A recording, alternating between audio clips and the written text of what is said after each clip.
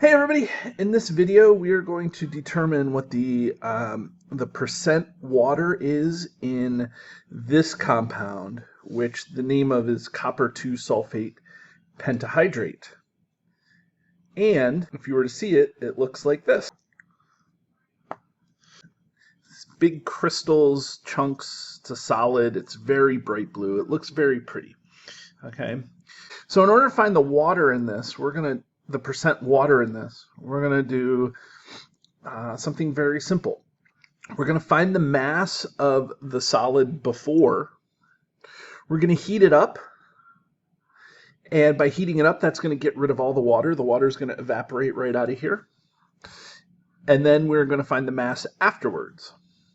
And so the difference between the mass before we heat it up and the difference in the mass and the mass of it after it's heated is going to be the water. And so then we can find the amount of water in it, and that will then give us a percent. We will check our answer by figuring out the percent composition by using the formula. Okay, so let's get started. Let's get rid of this, and then let's put the balance on here. Okay, so you can see the balance. And then we're going to need a weighing boat. So I'll open up the balance. And what I'll do is I will zero out the weighing boat. I'll tear it. And that way it goes back to zero, and that any compound that's been added will be of the copper 2 sulfate pentahydrate. So you can see that this is about 14.77 grams. Okay, so to speed up the process of the water evaporating off, because we're going to heat this up, I'm going to take this and I'm going to put this in a mortar. This is a mortar. For those people who don't know, they used to use this in old times, like an apothecary, like when they used to, like maybe even in movies, they would say, they would mix stuff up. They'd be like, I'm gonna boil, bubble, and toil, So, but this is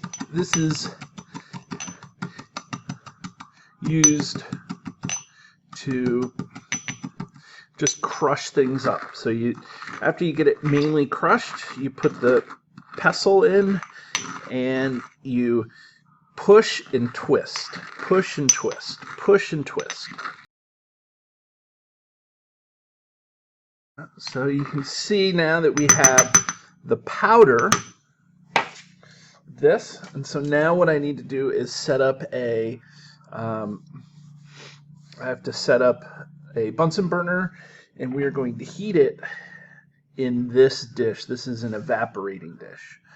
But what I'm going to do is I'm going to find the mass of this before we weigh it, because all I want to do is after it's done, I just want to be able to put this on the balance and find the mass of whatever's left. We zero it off, and then I will put this on here. So make sure you record that measurement, 4756. Okay. So now I'm going to set up the Bunsen burner, and maybe I have to change my camera angle, and we will go from there. So now I am ready to light my Bunsen burner and start evaporating all the water from the compound in the evaporating dish. Okay, so I'm going to light the Bunsen burner. I'm going to get started.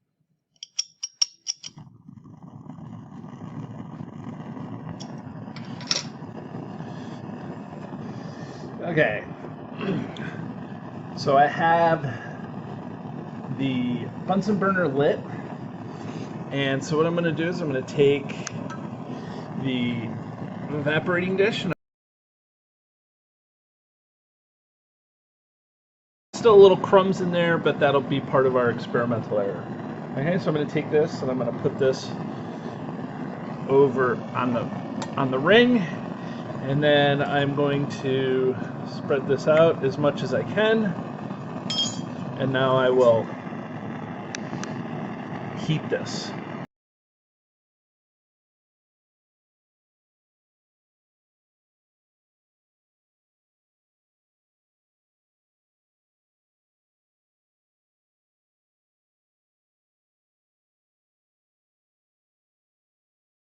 You can see some of the stuff that's going on.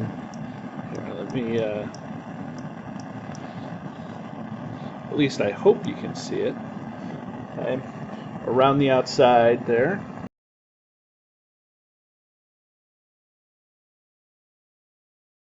Okay, I think it's getting a little too hot, so I'm going to just take this out.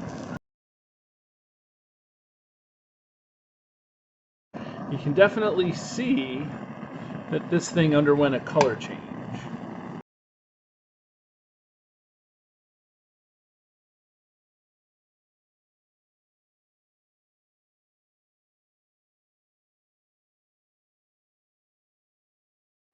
Now that this has changed color completely, I'm going to assume that whatever change has occurred, and that change is we're getting rid of the water that's trapped in the copper 2 sulfate molecule. And now we will let it cool so that we can weigh it. You shouldn't ever weigh anything super hot. So I'm going to take my tongs, I'm going to take this and I'm going to put this onto the lab bench, and then I'm going to get this out of the picture here, and I'm going to let that cool. Now we're going to take the cooled compound, make sure it's 0. Remember, we have the empty mass of this, and now we're going to find the full mass of this. So 56.80. Okay. And so what you can do is you can subtract the mass of the empty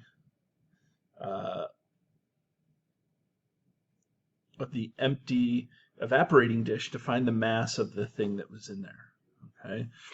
And so now you have the mass of the stuff that you started with, you have the mass of the stuff you ended with. The difference, the reason why they are different, is the amount of water that was released. So you can do some math, and the math will tell you, will give you the percentage of water that was in this hydrate. Okay, so one last thing that I want to do, just that's cool and not anything, but just pretty cool.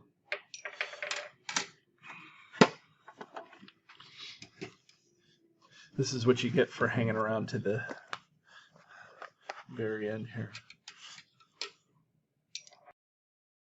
So one last thing that I want to show you that I think is pretty neat with this compound is that it changed color, most likely because we drove off all the water.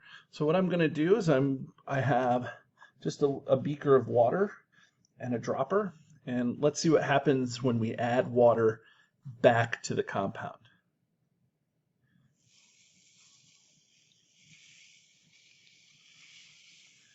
Okay, look, it's changing color back to the original color.